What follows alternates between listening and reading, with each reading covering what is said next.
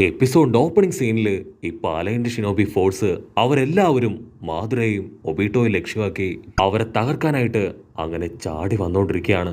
ലീയും മൈഗയും അവർ രണ്ടുപേരും sixth gate ഒക്കെ open ചെയ്ത് അറ്റാക്ക് ചെയ്യാൻ റെഡിയാവും. കുട്ടപ്പനാണെങ്കിൽ റസൻഗൻ ഷുരീങ്കൻ അതവന്റെ വിരലിലിട്ട് കറക്കി കറക്കി അവരുടെ രണ്ടുപേരുടെയും തൊട്ടടുത്തേക്ക് പാഞ്ഞടുക്കും.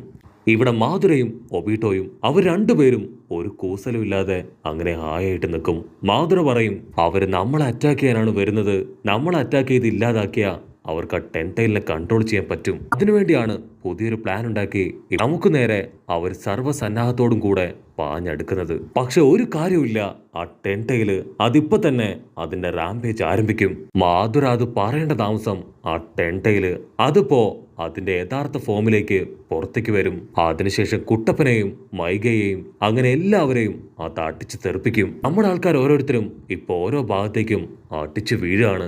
അതിനുശേഷം ആ ടെൻടൈല് അതങ്ങനെ പതിയെ പതിയെ മറ്റൊരു രൂപത്തിലേക്ക് ട്രാൻസ്ഫോം ആവാൻ തുടങ്ങും. അപ്പൊ അവിടുന്ന് അങ്ങനെ കട്ട് ചെയ്ത് ഇപ്പൊ ഹെഡ് ക്വാർട്ടേഴ്സ് കാണിക്കും. അവിടെ ആ ഒരു വലിയ കുമിള അത് മറ്റൊരു ഭാഗത്തേക്ക് ഇപ്പൊ ചെറിയൊരു കുമിളയെ ഫോം ചെയ്യാൻ തുടങ്ങും. ഷിക്കാഗോ പറയും, ഇങ്ങനെ പോയാ അത് വലിയ ആപത്താണ്, എന്തോ ഒരു കാര്യം ബാറ്റിൽ ഫീൽഡിൽ നടക്കുന്നുണ്ട്. ടെൻടൈല് അവൻ നമ്മൾ എക്സ്പെക്ട് ചെയ്തതിലും അപ്പുറമാണ്. ഈനോച്ചി പറയും, നമ്മൾ ആദ്യം കരുതിയത് മാതുരയെയും ഒബീട്ടോയും തകർക്കാമെന്നാണ്. പക്ഷെ ഇപ്പൊ നമ്മൾ തകർക്കേണ്ടത് അവർ രണ്ടുപേരെയല്ല, മറിച്ച് ടെൻടൈലിനെയാണ്. കട്ട് ചെയ്താ ഇവിടെ കാക്കാഷി മാസ്റ്റർ കാണിക്കും. ആളുടെ ഹാർട്ട് ബീറ്റ് അത് കൂടി വരികയാണ്. അത് കണ്ട് ആ അപ്പൂപ്പ ഹൊക്കാഗയുടെ മകൻ ആള് പറയും, കാക്കാഷി മാസ്റ്റർ നിങ്ങൾ ടെൻഷൻ ആവേണ്ട ആവശ്യമില്ല, ഉറപ്പായാലും ഹെഡ് ക്വാർട്ടേഴ്സിൽ നിന്ന് എന്തെങ്കിലും ഒരു സൊല്യൂഷൻ വരാതിരിക്കില്ല, അതനുസരിച്ച് നമുക്ക് മുൻപോട്ട് നീങ്ങാം. ഇവിടെ ഷിക്കാഗോനാണെങ്കിൽ പെട്ടെന്നൊരു ബുദ്ധി വെളിച്ചുണ്ടാവും. ആൾ ഇനോച്ചിയോട് പറയും, എത്രയും പെട്ടെന്ന് കാക്കാഷിയെ കണക്ട് ചെയ്യ്, എനിക്ക് ചില കാര്യങ്ങള് കാക്കാഷിയോട് ചോദിക്കാനുണ്ടെന്ന് പറഞ്ഞ് അവൻ ഷിക്കാഗോ കാര്യമായിട്ട് ഇപ്പൊ കാക്കാഷിയോട് എന്തൊക്കെയോ ചോദിക്കാൻ തുടങ്ങും. അതേസമയം ഒബീട്ടോ അവൻ ഹാസ്റാമോ സെൻസൈയുടെ പവർ അതുപയോഗിച്ച് ആ ടെൻടൈലിനെ കണക്ട് ചെയ്യും. എന്നിട്ട് അവനെ കൺട്രോൾ ചെയ്ത് വീണ്ടും വലിയൊരു ടെയിൽഡ് ബീസ്റ്റ് ബോംബ് ക്രിയേറ്റ് ചെയ്യാൻ ശ്രമിക്കുകയാണ്. കാക്കാഷി ആണെങ്കിൽ അത് കണ്ട് ടെൻഷനാവും. കാക്കാഷി ഷിക്കാഗോനോട് പറയും, എനിക്ക് അത്യാവശ്യമായിട്ട് ചില കാര്യങ്ങൾ ചെയ്യാനുണ്ട്.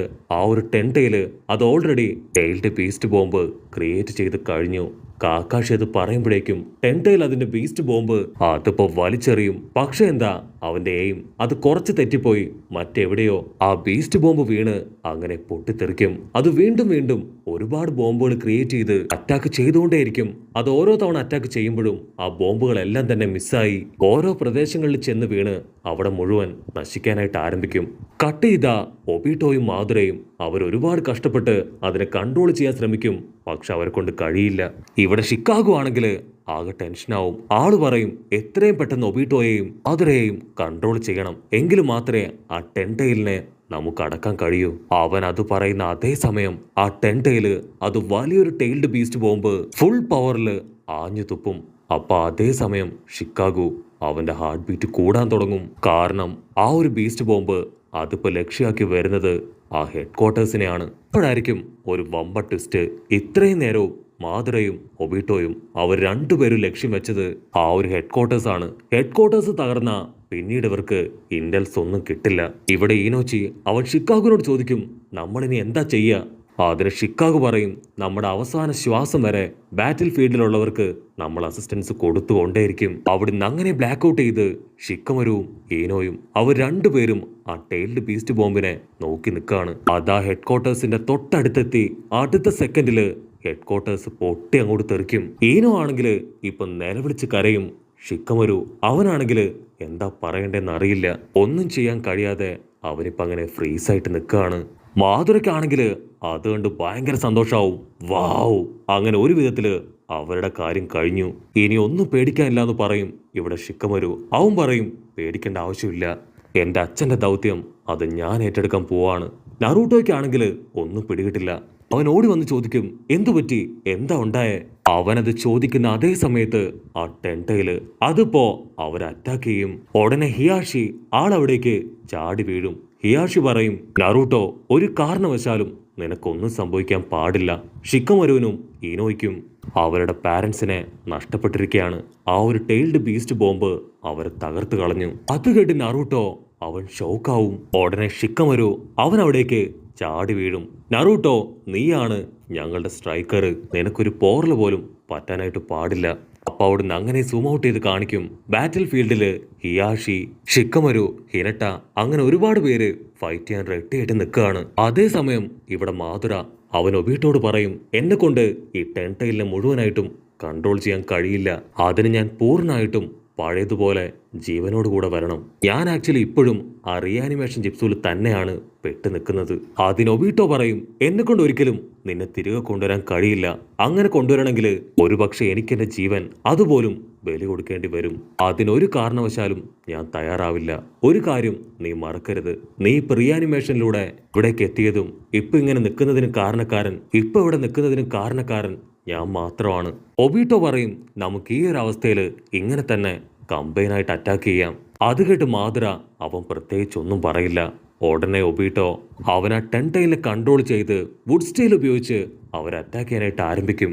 ഇവിടെ സാക്കുറ, നെജി, നറൂട്ടോ അവർ 3 പേരും അതിനെ റെസിസ്റ്റ് ചെയ്യാൻ ശ്രമിച്ചിട്ടും അവരെ കൊണ്ട് പൂർണ്ണമായിട്ട് അതിനെ തടയാൻ കഴിയില്ല. അതേസമയം ആ ടെൻടൈല് അതിപ്പോ പതിയെ മൂവ് ചെയ്ത് നറൂട്ടോയെ അറ്റാക്ക് ചെയ്യാനായിട്ട് അവന്റെ ക്ലോസ് എത്തും. അത് കണ്ട ഹിയാഷി ആളുടെ സ്പെഷ്യൽ ടെക്നിക്ക് ഉപയോഗിച്ച് ഇപ്പൊ ആ ടെൻടൈലിന്റെ കൈ അത് തെറിപ്പിച്ചു കളയും. പക്ഷെ ടെൻടൈലിന്റെ കൈ അത് പോയ അതേ സ്പീഡില് ഇപ്പൊ റിട്ടേൺ വരാൻ തുടങ്ങും. ഹിയാഷിക്ക് മനസ്സിലാവും ഹിനട്ടയെ കൊണ്ടും നെജിയെ കൊണ്ടും അത് കൺട്രോൾ ചെയ്യാൻ കഴിയില്ല. നെജി ആണെങ്കിൽ വ്യാഹു കണ്ണുവെച്ച് അത് ചെക്ക് ചെയ്യും. അത് വമ്പ ഫോഴ്സിലാണ് കുട്ടപ്പൻ നേരെ വരുന്നത്. നെജി ആണെങ്കിൽ അങ്ങനെ ചാടി വന്ന് ആ ടെൻടൈലിന്റെ കൈയുടെ തൊട്ടു മുൻപിൽ നിൽക്കും. ടെൻടൈലിന്റെ കൈ വന്നിടിച്ച് ഇപ്പൊ നെജി അവൻ തെറിച്ച് ദൂരേക്ക് പോവും. ആ ഒരു ഗ്യാപ്പില് അപ്പോപ്പോ ഹൊക്കാഗയുടെ മകൻ അവനാണെങ്കിൽ വലിയ 2 പാറ ഉപയോഗിച്ച് ഇപ്പൊ ആ ടെൻടൈലിനെ ലോക്ക് ചെയ്ത് പിടിക്കും. കുട്ടപ്പനാണെങ്കിൽ നിലവിളിക്കും, എത്രയും പെട്ടെന്ന് മെഡിക്കൽ ടീമിനെ കൊണ്ടുപോയോ. നെജി അവന് വലിയ രീതിയിൽ പരുക്ക് പറ്റിയിരിക്കുകയാണ്. നെജി ആണെങ്കിൽ ചോര തുളുമ്പി അങ്ങനെ വീണ് കിടക്കുകയാണ്. കുട്ടപ്പൻ അവനെ അങ്ങനെ ഹഗ് ചെയ്ത് പിടിക്കും. നെജി അവനോട് പറയും, എന്റെ ഏറ്റവും വലിയ ആഗ്രഹമായിരുന്നു നിങ്ങളെ 2 പേരെയും പ്രൊട്ടക്ട് ചെയ്യുക എന്നത്. എന്റെ ജീവൻ തന്നെ നൽകി ഞാൻ ഇന്നത് നിറവേറ്റിയിരിക്കുകയാണ്. നറൂട്ടോ, നിനക്കൊരു കാര്യം അറിയോ? എന്റെ ഉള്ളില് ഒരുപാട് നെഗറ്റീവ്സ് ഉണ്ടായിരുന്നു. ആക്ച്വലി നിന്നെ കണ്ടതിന് ശേഷമാണ് അതൊക്കെ മാറ്റിവെച്ച് അതൊക്കെ മറന്ന് ഞാനൊരു മനുഷ്യനായിട്ട് ജീവിക്കാൻ തുടങ്ങിയത്. ഞങ്ങളുടെ ക്ലാനില് ഇനിയും ബാഡ് ആയിട്ടുള്ള ഒരുപാട് കാര്യങ്ങളുണ്ട്. നിന്നെ കൊണ്ട് മാത്രമേ അതൊക്കെ ചേഞ്ച് ചെയ്യാൻ കഴിയുള്ളൂ. മാത്രമല്ല ഹിനട്ട, അവളെ പ്രൊട്ടക്ട് ചെയ്യാനും നിനക്ക് മാത്രമേ പറ്റൂ. നെജിയുടെ ബോഡിയില് ആ ഒരു സീലിംഗ് അതിപ്പോ പതിയെ ഡിസപ്പിയർ ആവാൻ തുടങ്ങും. അത് കണ്ട് ഒബീട്ടോ നിലവിളിച്ച് ചോദിക്കും, നറൂട്ടോ, നീ വലിയ ഡയലോഗ് അടിച്ചല്ലോ, നിന്റെ കോൺഫറൻസിനെ തൊട്ട് കളിക്കാൻ കഴിയില്ല എന്ന്. അതേ നിന്റെ മുൻപിൽ വെച്ച് തന്നെയാണ് നിന്റെ ടീമിലെ ഒരു മെമ്പറിനെ ഞാൻ കൊന്നു തള്ളിയത്. അപ്പൊ നെജി അവൻ നറൂട്ടോയുടെ കയ്യിൽ കിടന്ന് അങ്ങനെ മരിച്ചു പോവാണ്. ഇതൊരു സങ്കട സീനാണ്. ഒബീട്ടോ വീണ്ടും പറയും, നിന്റെ കണ്ണു തുറന്ന് നോക്ക്, നിന്റെ ചുറ്റും നിന്റെ കോൺഫറൻസ് എത്ര പേരാണ് മരിച്ചു കിടക്കുന്നതെന്ന് നിന്നെ കൊണ്ട് കാണാൻ കഴിയുന്നില്ലേ? ഇവിടെ നറൂട്ടോയ്ക്കാണെങ്കിൽ എന്താ പറയണ്ടെന്ന് അറിയില്ല. അവനങ്ങനെ ഫ്രീസ് ആയിട്ട് നിൽക്കും. ഹിയാഷി ആള് നെജിയുടെ ചേതനേറ്റ ശരീരം കണ്ട് ഇപ്പൊ പൊട്ടിക്കരയും. എല്ലാവരും നെജിയുടെ അവസ്ഥ കണ്ട് ഷോക്കായി ഇപ്പൊ നെജിയുടെ തൊട്ടടുത്തേക്ക് വരും. ഒബീട്ടോ വീണ്ടും കുട്ടപ്പനെ കളിയാക്കും. നിന്റെ കൂടെ ഉണ്ടായിരുന്ന എല്ലാവരെയും നിനക്ക് നഷ്ടാവും. ആദ്യം നിനക്ക് നിന്റെ പാരന്റ്സിന് നഷ്ടമായി, പിന്നീട് നിനക്ക് നിന്റെ മാസ്റ്ററിനെ, ഇനി നിനക്ക് നിന്റെ ഫ്രണ്ട്സ്, അങ്ങനെ എല്ലാവരെയും നിനക്ക് നഷ്ടാവും. പഴയ ആ സ്വപ്നലോകം, അവിടെയായിരിക്കും ബാക്കിയുള്ള ജീവിതം നീ ജീവിച്ച് തീർക്കാൻ പോകുന്നത്. ഇവിടെ മാധുരയ്ക്കാണെങ്കിൽ നറൂട്ടോയെ കാണുമ്പോ അവന്റെ കുട്ടിക്കാലം ഓർമ്മ വരും. മാധുര പറയും, ഒബീട്ടോ, നീ ശരിക്കും അവനെ മെന്റലി തളർത്തി കളഞ്ഞു. അവനിപ്പോ വളരെ ഡിപ്രസ്ഡ് ആണ്. ഇതാണ് കറക്റ്റ് സമയം എന്ന് പറഞ്ഞ് അവൻ നറൂട്ടോട് പറയും, നറൂട്ടോ, നമ്മളെല്ലാവരും തുല്യ ദുഃഖിതരാണ്. നീയും ഞങ്ങളോടൊപ്പം ചേരുകയാണെങ്കിൽ ഞങ്ങൾ ക്രിയേറ്റ് ചെയ്യുന്ന പുതിയ ലോകത്തില് നമുക്ക് എല്ലാവർക്കും ഹാപ്പി ആയിട്ട് ജീവിക്കാം. അപ്പോഴായിരിക്കും ഹിനട്ട അവളുടെ കൈ ചുരുട്ടി കുട്ടപ്പന്റെ മുഖത്ത് തന്നെ ഒരൊറ്റ അടി കൊടുക്കും. കുട്ടപ്പന്റെ കിളി പോയി അവൻ ഞെട്ടി എഴുന്നേക്കും. ഹിനട്ട പറയും, നീ ഇതൊന്നും കാണുന്നില്ലേ? ആക്ച്വലി നീ പറഞ്ഞ വാക്കുകളാണ് ഇവരൊക്കെ പാലിക്കുന്നത്. അവരുടെ കോമ്പറന്റായ നിന്റെ ജീവിതത്തെ അവർ പ്രൊട്ടക്ട് ചെയ്ത് മരണമടഞ്ഞു. സോ ഇനിയെങ്കിലും നീ ഇതൊക്കെ തിരിച്ചറിഞ്ഞേ പറ്റൂ. അതേസമയം നൈൻടയിലും ഇപ്പൊ ഹിനട്ട പറഞ്ഞ കാര്യം തന്നെയായിരിക്കും കുട്ടപ്പനോട് പറയാ. കുട്ടപ്പൻ ഒരുപാട് വിഷമത്തില് നൈൻടയിലിനോട് പറയും, ഞാൻ പറഞ്ഞ കാര്യം തന്നെയാണ് ഞാൻ ഇപ്പോഴും ചെയ്യാൻ ശ്രമിക്കുന്നത്. പക്ഷെ നെജി അവനെ എനിക്ക് നഷ്ടപ്പെട്ടു പോയി. കട്ട് ചെയ്താ ഇവിടെ ഒബീട്ടോടെ കൺട്രോൾ പോവും. അവൻ വീണ്ടും എന്തോ ഒരു പവർ വെച്ച് നമ്മുടെ ആൾക്കാർ അറ്റാക്ക് ചെയ്യാൻ തുടങ്ങും. അതിന് മാധുര പറയും, ഒബീട്ടോ, നിന്റെ പവർ അത് അളവിൽ കൂടുതൽ റിലീസ് ചെയ്യാൻ പാടില്ല. അങ്ങനെ ചെയ്താ അത് നിന്നെയായിരിക്കും ഏറ്റവും കൂടുതൽ ബാഡായിട്ട് ബാധിക്കുക. പക്ഷെ ഒബീട്ടോ ആണെങ്കിൽ അത് മൈൻഡ് പോലും ചെയ്യാതെ വീണ്ടും ഇപ്പൊ ടെയിൽഡ് ബീസ്റ്റ് ക്രിയേറ്റ് ചെയ്യും. അപ്പോഴായിരിക്കും 8th ടൈല് അതിപ്പോ ഫുൾ ചാർജായി ടേൺ ടൈലിലെ ബീസ്റ്റ് ബോംബ് അത് എയറിൽ വെച്ച് തന്നെ തകർത്ത് കളയും. ഉടനെ ആ ഒരു ബീസ്റ്റ് ബോംബ് അത് ടെൻടൈലിന്റെ വായിലേക്ക് തന്നെ റിട്ടേൺ പോയി അങ്ങനെ പൊട്ടി അങ്ങോട്ട് തെറിക്കും. ആ ഒരു പൊട്ടിത്തെറിയില് ടെൻടൈലിന്റെ പവർ നഷ്ടപ്പെട്ട് അത് മുഴുവനായിട്ടും ഇപ്പൊ താഴേക്ക് വീഴും. പക്ഷെ എന്താ ആ എയ്റ്റൈല് അതും ഒരുപാട് പവർ റിലീസ് ചെയ്തതുകൊണ്ട് തന്നെ അങ്ങനെ താഴേക്ക് വീഴും. ഇവിടെ കുട്ടപ്പനാണെങ്കില് ഹിനട്ടയുടെ കൈ പിടിച്ച് എല്ലാവരെയും ആലോചിക്കാനായിട്ട് തുടങ്ങും. അടുത്ത സെക്കൻഡ് കുട്ടപ്പൻ അവൻ ഫുൾ കലിപ്പില് ആ നയൻ ടൈൽ മോഡിലേക്ക് പോകുന്നതോട് കൂടെ ഈ ഒരു എപ്പിസോഡും അവസാനിക്കുന്നു.